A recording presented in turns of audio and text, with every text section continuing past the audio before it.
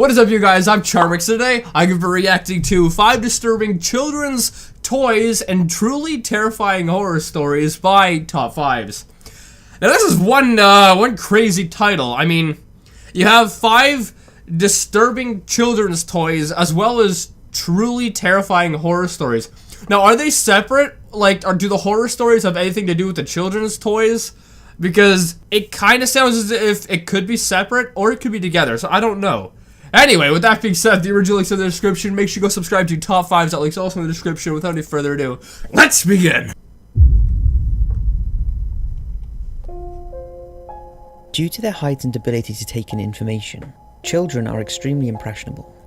Their early experiences have a huge, lasting impact on their cognitive and social development.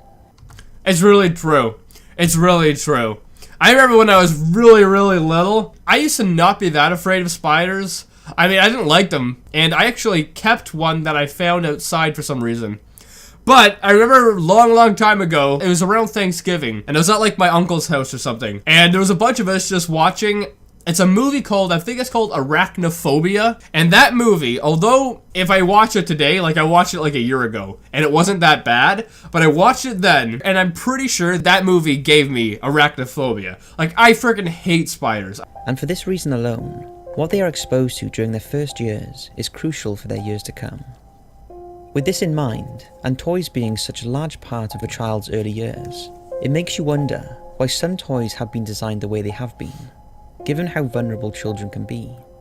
Either because of their downright creepy appearance, oh, that's creepy, or because of their dangerous designs, oh that my make them not safe goodness, for adults, let alone children.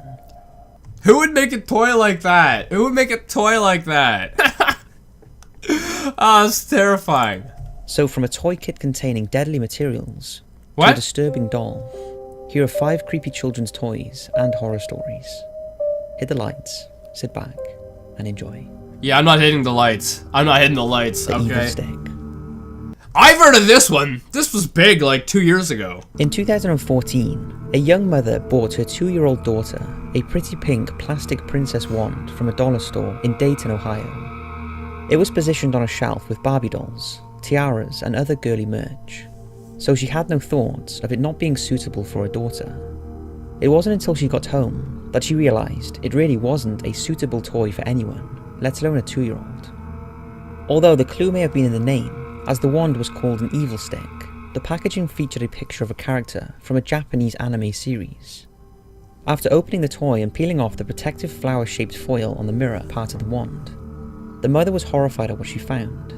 The foil was concealing a disturbing image of what appeared to be a young girl, with inflamed eyes cutting her wrists. Oh my goodness.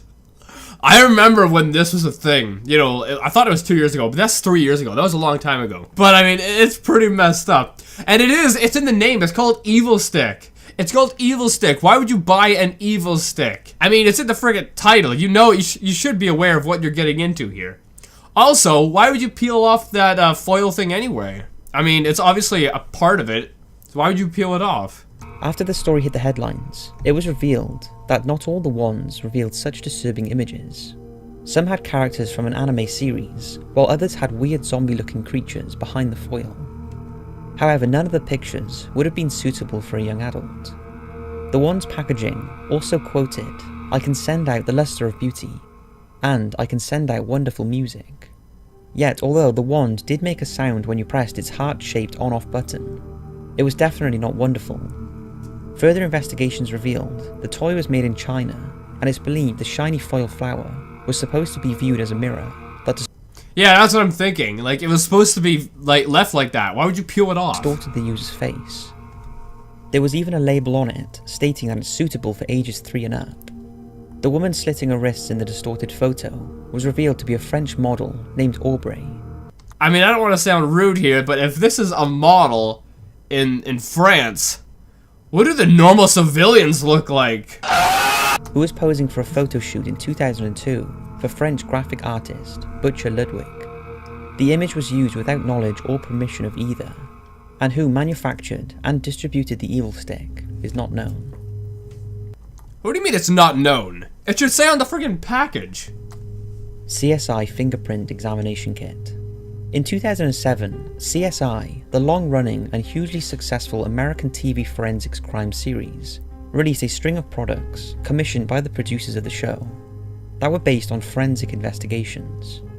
A strange move considering CSI is not aimed at children. Yeah, it's not. Why would you think this is the demographic you should sell stuff to? One of the products was a CSI fingerprint examination kit that contained everything needed to dust for fingerprints and keep records of potential criminals. Like this is like real stuff?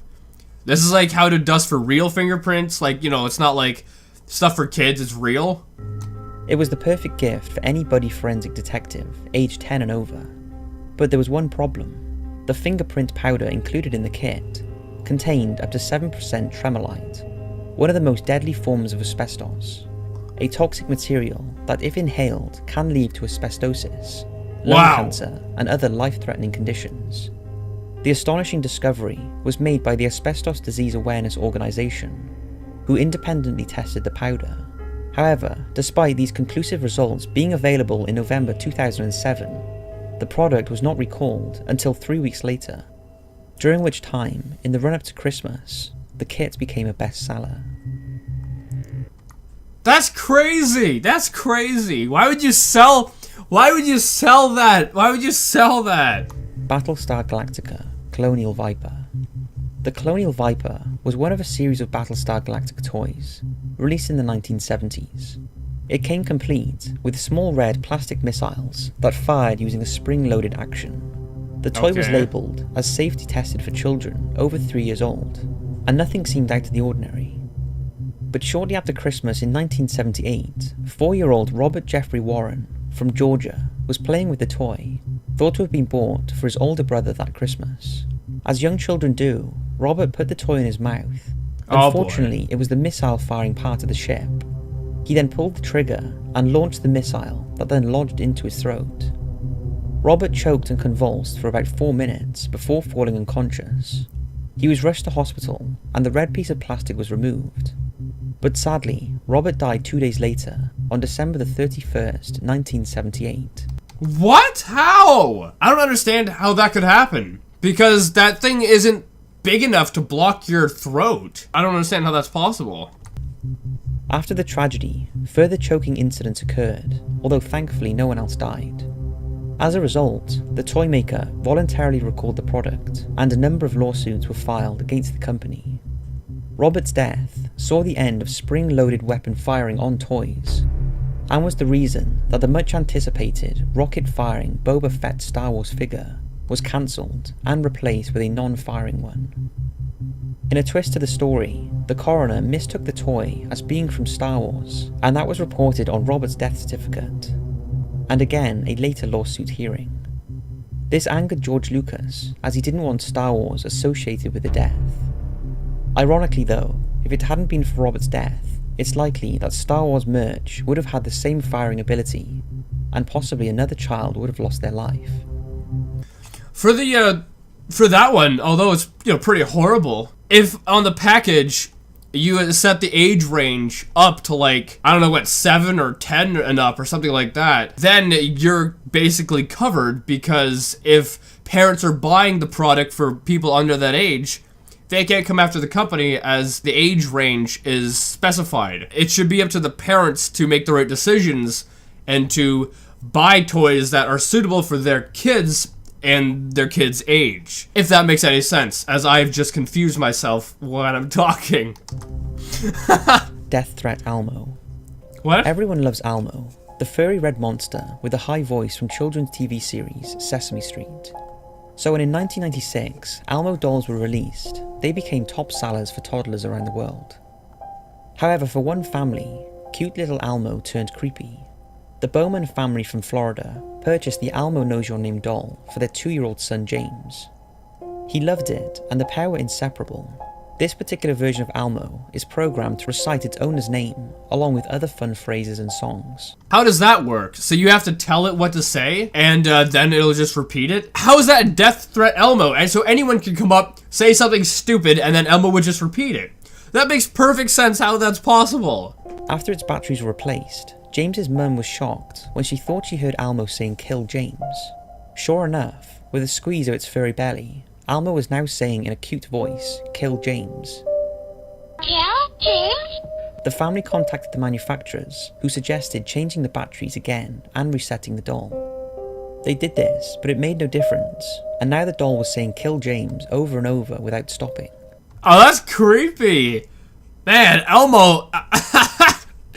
Elmo might have, got a couple screws loose during that process. Before getting rid of it, 2-year-old James started to repeat what Alma was saying, and was also saying "Kill James."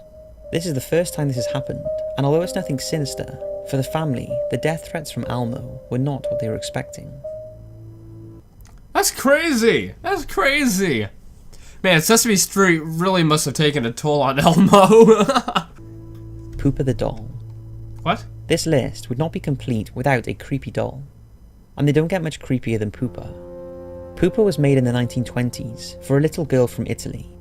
The doll was handcrafted using a felt-like fabric and real human hair, and stood around 14 inches tall, and bore a striking resemblance to the little girl who she was made for. The girl who owned her always believed the doll was alive, and the pair talked to each other. Poopa knew all of her secrets, and was a great help to her throughout her life. Wherever she travelled, even as an adult, Poopa went with her. Adult? When her owners passed away in 2005, the doll became very active after she was put in a glass cabinet by the family. And according to them, the doll hates being in there. They often hear the sound of tapping on the glass. They also claim the doll regularly changes positions, and her arms and legs will often cross and then uncross. She also supposedly changes her facial expressions. One day, while blowing on the glass to clean it, they were shocked to find the words "Poopa hate" written on the inside of the cabinet. Poopa has been investigated many times, and she has been recorded moving, but her movements are so slow they are not visible at the time. However, when photos and videos are compared over a period of time, they seem to show that she has moved.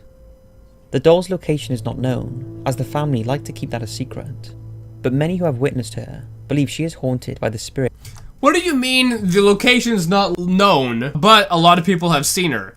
So obviously the location is known. This is suspicious, because if no one knows the location, then how can anyone say, oh, it moves? Or how can anyone go and take pictures and say, oh, it's moved? How can anyone do any of that if it's not known? This one is suspicious.